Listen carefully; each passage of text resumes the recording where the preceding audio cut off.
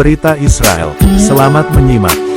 Israel menyuarakan aspirasinya untuk memperdalam hubungannya dengan Pakta Pertahanan Atlantik Utara atau NATO. Israel memelihara hubungan baik dan kerjasama yang sangat baik dengan Pakta Pertahanan Atlantik Utara atau NATO dan jarang meningkatkan hubungan lebih jauh lagi. Perdana Menteri Israel Benjamin Netanyahu menjamu Wakil Sekretaris Jenderal NATO Mircea Geoana di kantornya di Yerusalem, di mana ia menyoroti visa Israel NATO, khususnya Republik Islam Iran. Saya sangat senang melihat teman lama saya, dan sekarang, Wakil Sekretaris Jenderal NATO. Kami memiliki hubungan yang sangat baik dengan NATO dan kerjasama yang sangat baik, dan saya berharap dapat meningkatkannya lebih jauh lagi. Kita mempunyai peluang besar bagi perdamaian di wilayah kita, namun kita juga mempunyai tantangan besar, terutama dari Iran dan tentu saja dari wilayah lain juga. Saya pikir baik Israel dan NATO bekerja sama di kedua sisi untuk mencegah atau menghilangkan bahaya dan memanfaatkan peluang.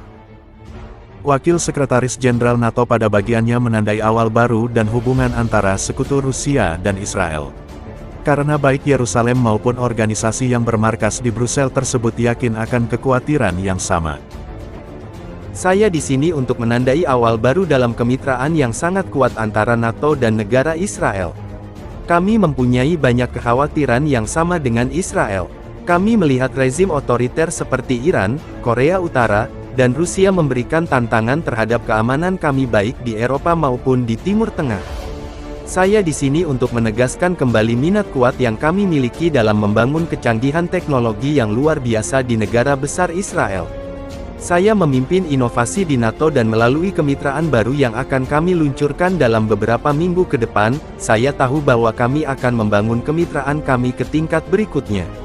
Dan saya merasa sangat terhormat berada di Israel, negara yang kami kagumi, hormati, dan berharap dapat bekerja sama lebih dekat lagi. Bertemu dalam rapat dengan Wakil Sekretaris Jenderal NATO Geoana, Perdana Menteri Netanyahu melakukan percakapan telepon dengan Presiden Ukraina Volodymyr Zelensky. Menurut pernyataan dari kantor Perdana Menteri di Yerusalem, kedua pemimpin membahas berlanjutnya perhatian Israel terhadap Ukraina, termasuk terhadap pengungsi Ukraina. Dan Israel sebagai pelopor pembangunan untuk mendukung sistem pertahanan udara sipil. Penting untuk menyoroti sistem pertahanan udara sipil, yang mengacu pada sistem peringatan dini yang sangat canggih dan terbukti mampu berperang, yang memperingatkan masyarakat umum sebelum melakukan serangan udara untuk mengatakan bahwa tindakan pengeboman akan terjadi, dapat memberikan warga sipil cukup waktu untuk mencari perlindungan.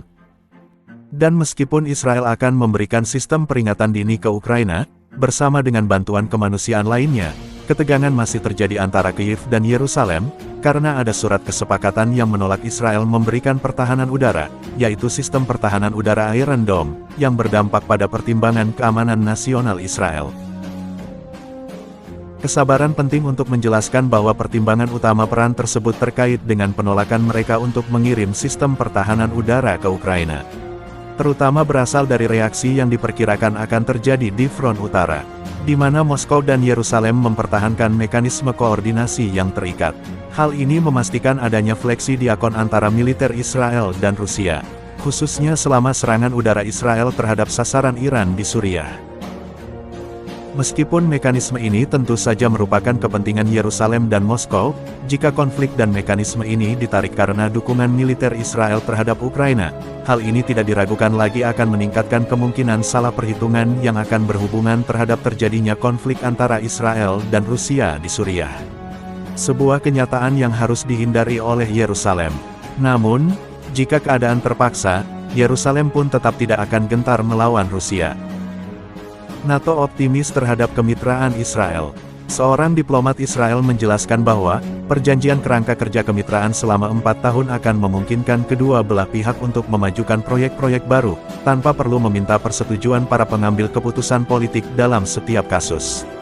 Kerangka kerja baru ini juga akan mengatur ulang prioritas kemitraan, memberikan penekanan yang lebih besar pada kerjasama dalam mengatasi ancaman yang muncul, inovasi, ketahanan, perubahan iklim, dan banyak lagi. Israel dipandang oleh NATO sebagai penyedia keamanan, bukan konsumen keamanan. Oleh karena itu, aliansi ini tertarik pada keahlian Israel, terutama di bidang teknologi dan intelijen drone, rekayasa balik senjata, dan strategi ketahanan, termasuk di bidang kesehatan masyarakat.